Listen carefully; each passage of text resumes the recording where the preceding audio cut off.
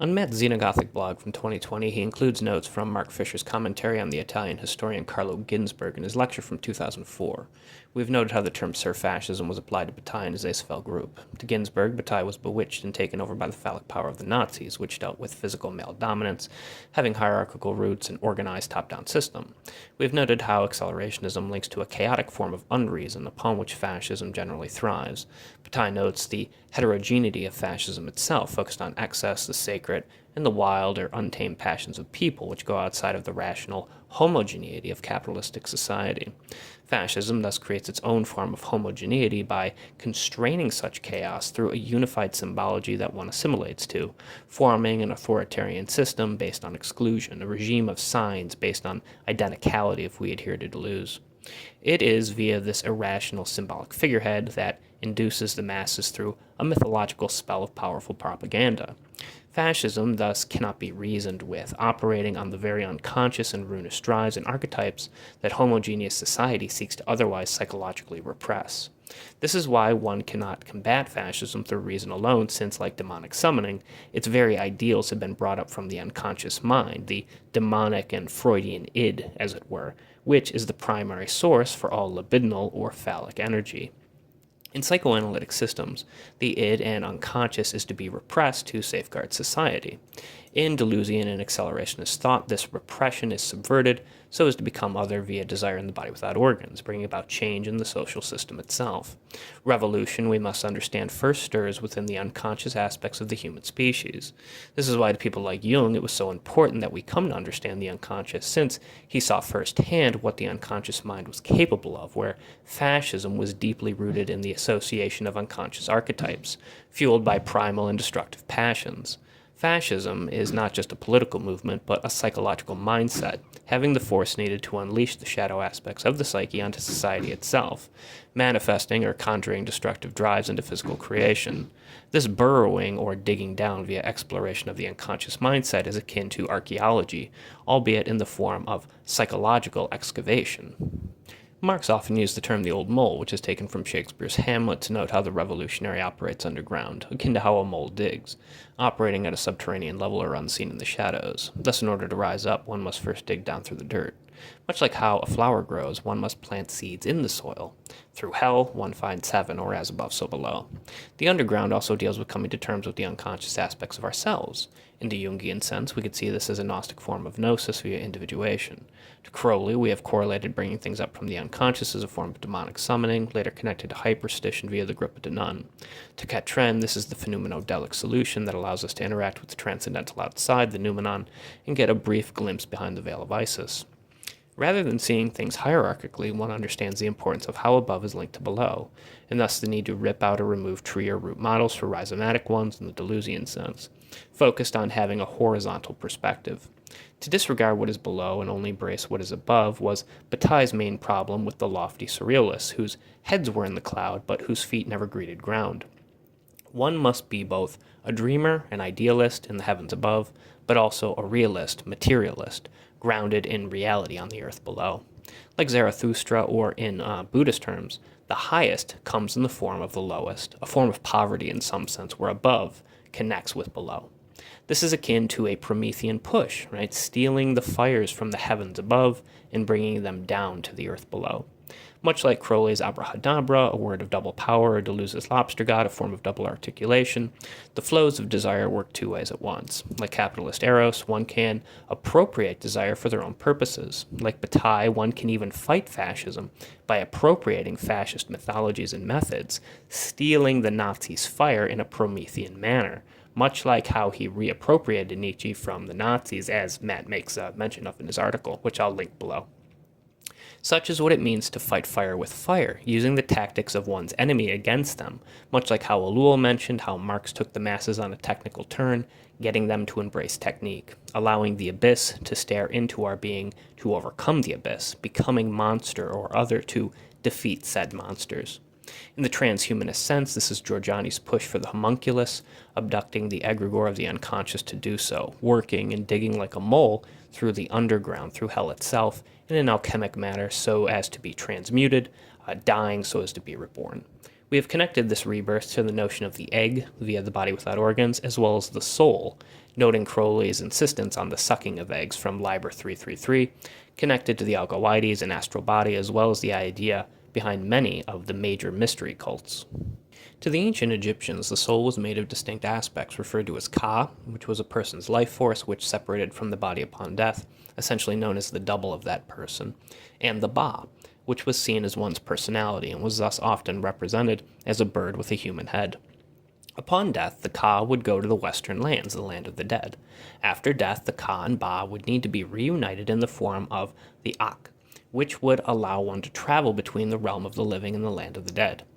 The Ak is thus a transmuted or reborn version of the soul. The band Material, in the 1989 album Seven Souls, has William S. Burroughs reading passages from his 1987 novel The Western Lands, where he describes the 7 different versions of the Egyptian soul. Both versions are posted on YouTube.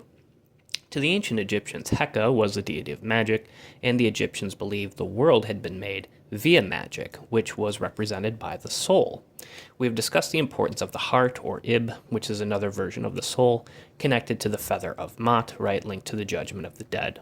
Sa is seen as the spiritual body juxtaposed to Ket, which is the physical body. Ren is tied to one's identity. Suyet is seen as one's shadow, and Sekhem is one's form, linked to the ritual scepter or wand as well, which was wielded by those in power. The video game, actually, Death Stranding 2, uses the terms Ha and Ka, where in the game Ha is the body while Ka is the soul, thus allowing the dead and the living to become intertwined, a state where death is literally stranded, leading to the game's title. So Burroughs discussed the concept of Ak, which is also known as Ku in Material's Seven Souls. So Ku is thus the third term, the transfigured soul, from the prior 2 terms, i.e. Ka and Ba. So in a way, this fits in with Deleuze's notion of the body without organs via difference and repetition. Burroughs refers to Ku as one's guardian angel, which fits in with Crowley's thelemic system tied to the algoides, the daemonic genius, as well as the astral body of light. So Ku is depicted as either man or woman, being androgynous, with a head of light by Burroughs. Mummification was done, of course, for purposes of helping preserve the body so that it could be reunited with the Ku, allowing one to live on eternally after they had died, achieving immortality in the afterlife. So obviously, mummification involved the removal of the internal organs, making it very much akin to a literal body without organs. The only organ that was left within the mummy was, of course, the heart, since we already noted its connection to the spirit via Mat's feather of judgment.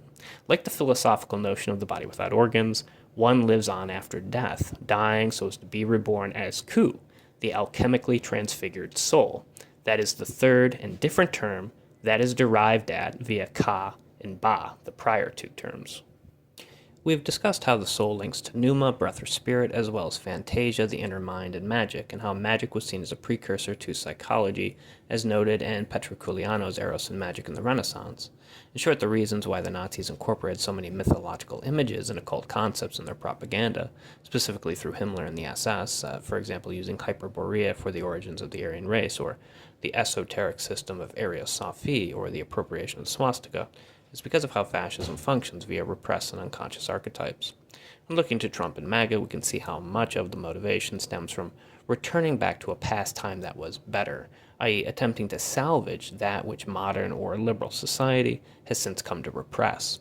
And as the suppressed psychological aspects of the shadow begin to return and manifest in reality via a new form of homogeneity, which contains and encapsulates within it an irrational and destructive form of chaos fueled by unconscious archetypes, people, whether they know it or not, are working within the confines of occultism itself. Meme magic has been a major means by which the far right, via social media, has shifted public perception, especially since COVID onwards. As Walter Benjamin noted, fascism is good at weaponizing artistic aesthetics for political purposes, creating a spectacle that manipulates the masses, as was noted with Italian fascism and the Futurist movement. To counter this aestheticization of politics, one needed to politicize aesthetics so as to demythologize and demystify fascist aesthetics and ideals. This means that art is not just a product, but a cultural force that shapes the world itself. Trump's military parade comes to mind. As Benjamin noted, grand displays and charming leaders and endless rhetoric are ways fascist systems appeal to the public. distracting them from the authoritarian aims and their actions. Propaganda, mass spectacles, and the cult of personality via the archetype of the hero are all ways to indoctrinate a society of citizens.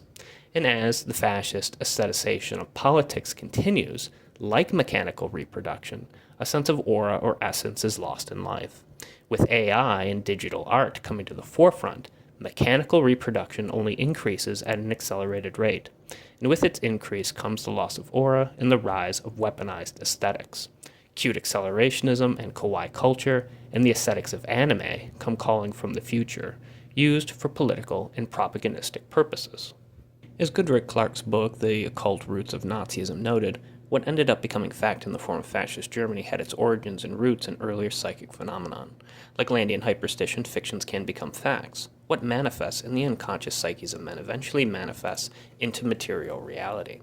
The repressed aspects of people eventually come to return, and they are used to transform the world. Whether for the better or the worse is entirely dependent upon how the flow of desire comes to function.